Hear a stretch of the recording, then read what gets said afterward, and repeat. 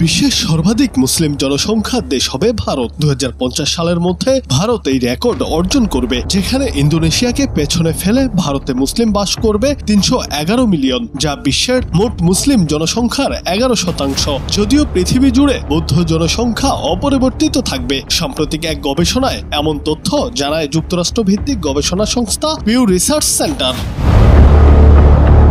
এতে বলা হয়েছে, ভারতে মুসলিম জনসংখ্যা বৃদ্ধির প্রধান কারণ হলো তাদের কম গড় বয়স এবং তুলনামূলকভাবে উচ্চ প্রজনন হার। 2010 সালে ভারতের মোট জনসংখ্যার 14.4% ছিল মুসলিমরা।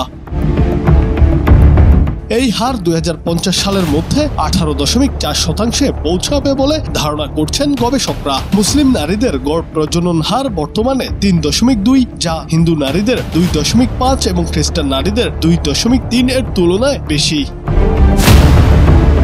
মার্কিন এই সংস্থাটি জানায়, 2050 সালের মধ্যে বিশ্বে ইসলাম এবং খ্রিস্টান ধর্মাবলম্বীদের সংখ্যা প্রায় সমান হয়ে যাবে। তবে কিছু দেশ ও অঞ্চলে ধর্মীয় পটভূমি বদলে যাবে। ইউরোপের মুসলিম জনসংখ্যা বাড়বে 10%। যুক্তরাষ্ট্র ও ফ্রান্সে ধর্মবিশ্বাসী মানুষের সংখ্যা কমে যাবে এবং অধর্মাবলম্বীদের সংখ্যা বাড়বে।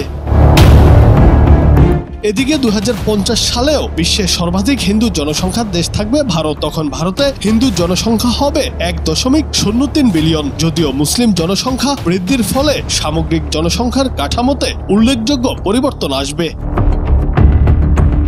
যুক্তরাষ্ট্র ভিত্তিক গবেষণা সংস্থাটির মতে, বর্তমান জনতান্ত্রিক প্রবণতা অব্যাহত থাকলে শতাব্দীর শেষে মুসলিম জনসংখ্যা খ্রিস্টান জনসংখ্যাকে ছাড়িয়ে যেতে পারে। 2010 সালে বিশ্বব্যাপী মুসলিম জনসংখ্যা ছিল 1.6 বিলিয়ন। 2050 সাল নাগাদ তা পৌঁছাবে 2.8 বিলিয়নে।